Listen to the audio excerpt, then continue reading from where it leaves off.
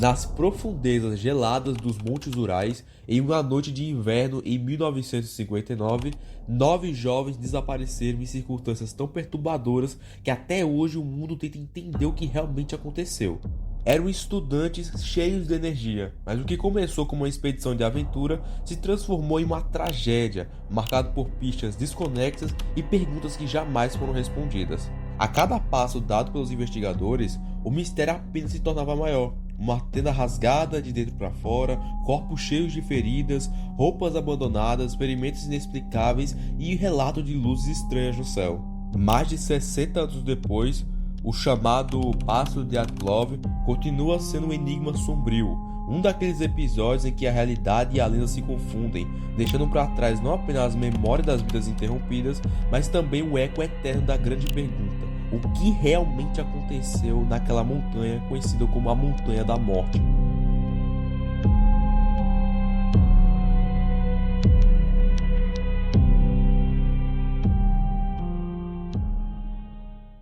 Em janeiro de 1959, um grupo de 10 estudantes e recém-formados do Instituto Politécnico dos Urais se reuniu para uma expedição de esqui de longa distância, o que lhe renderia a categoria mais alta em montanhismo soviético. O líder era Igor Dyatlov, de 23 anos, jovem respeitado por sua disciplina, inteligência e experiências em travessias anteriores. Entre os participantes estavam Zinaida Komogorova, Yuri Doroshchenko, Rustem Slobodin, Lyudmila Dubinina, Nikolai Tibobrignoles, Alexander Kolovetov, Zeyon Zolotaryov, Yuri Krivonichenko e Yuri Udin. Este último, no entanto, abandonaria a viagem no início por conta de problemas de saúde, tornando-se o único sobrevivente indireto do grupo. Todos os demais estavam entusiasmados. Para eles, a travessia era tanto uma prova de resistência física quanto uma forma de demonstrar coragem e habilidade, algo muito valorizado na juventude soviética na época. Eles carregavam equipamentos pesados, mas bem preparados, como esqui, mochila, roupas de inverno e suprimentos calculados para a semana. O objetivo era cruzar a região montanhosa dos Urais do Norte,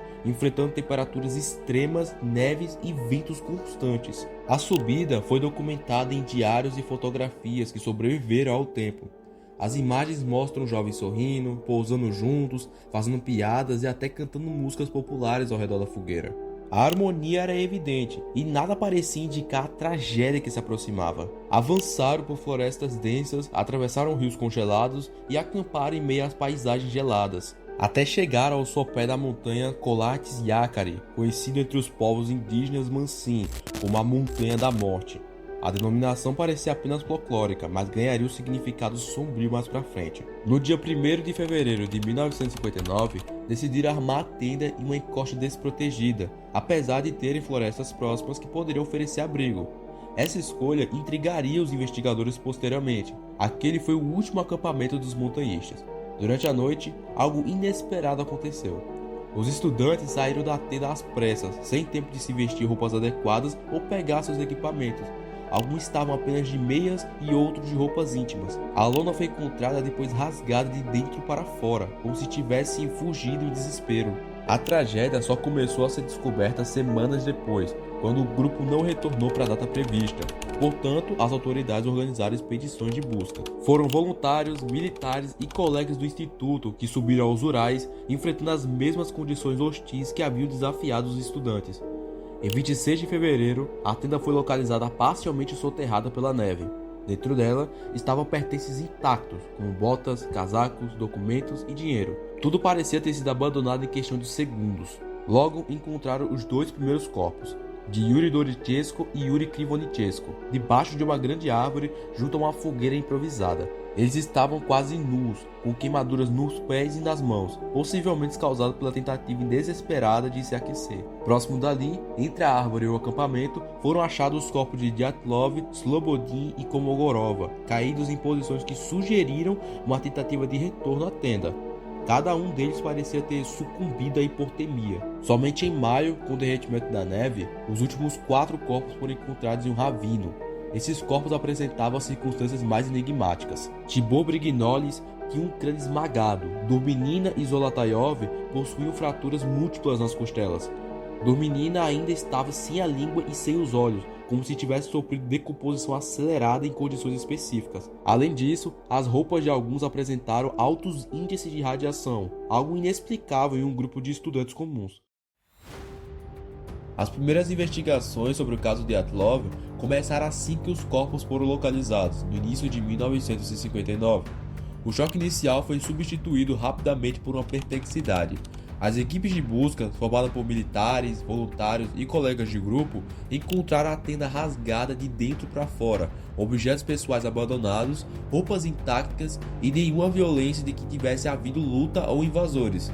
Esse detalhe foi registrado nos relatórios oficiais, não havia sinais claros de terceiros. A conclusão inicial era de que os próprios estudantes haviam cortado a lona e fugido, mas a questão central permanecia: o que obrigara a agir dessa forma?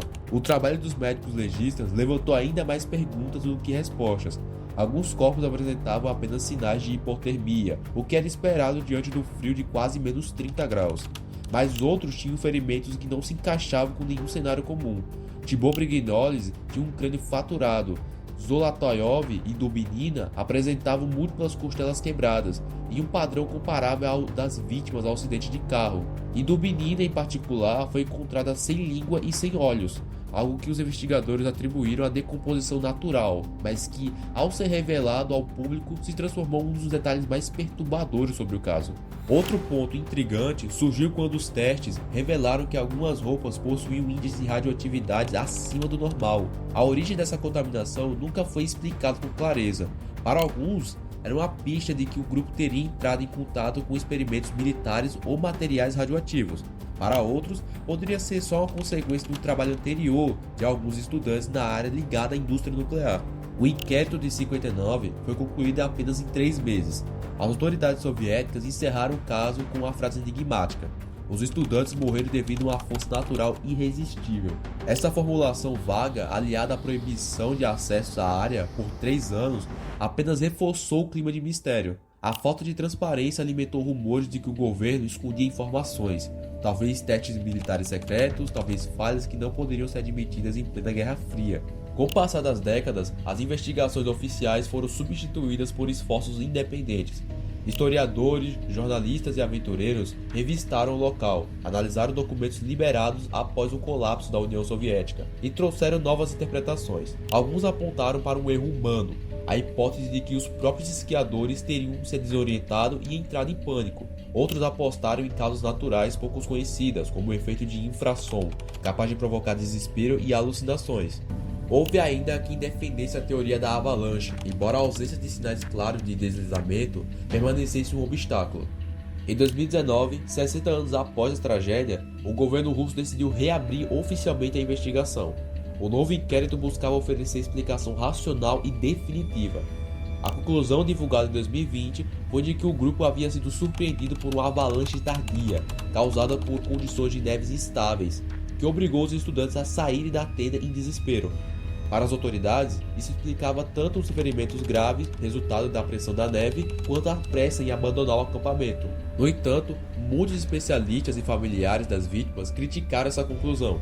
Pesquisadores independentes argumentaram que o ângulo da encosta não favorecia o acúmulo de neve capaz de gerar uma avalanche. Outros destacaram que a tenda ainda estava visível quando foi encontrada, sugerindo que não foi totalmente soterrada.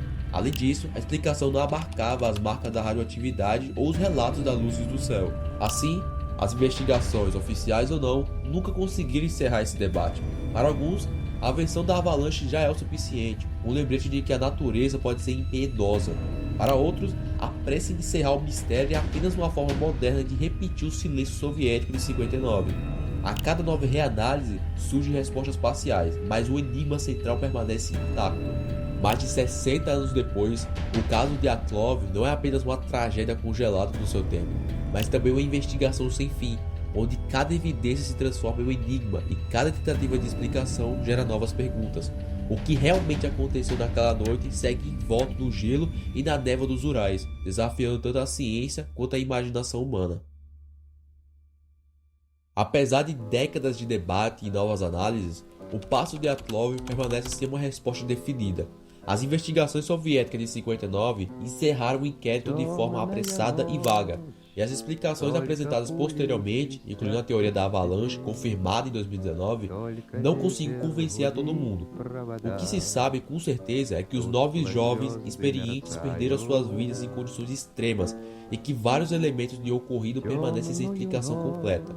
Talvez nunca haja um consenso sobre o que aconteceu naquela noite nos Montes Urais, mas a história continua sendo estudada, debatida e revisitada por quem busca entender até onde vai a lógica e onde começa o mistério. Bom, chegamos ao fim de mais um vídeo. Se você gostou desse conteúdo, deixa o like e se inscreva. Isso vai ajudar muito a divulgar meu trabalho e crescer meu canal. Se já tiver feito isso, bem, até o próximo vídeo, camarada.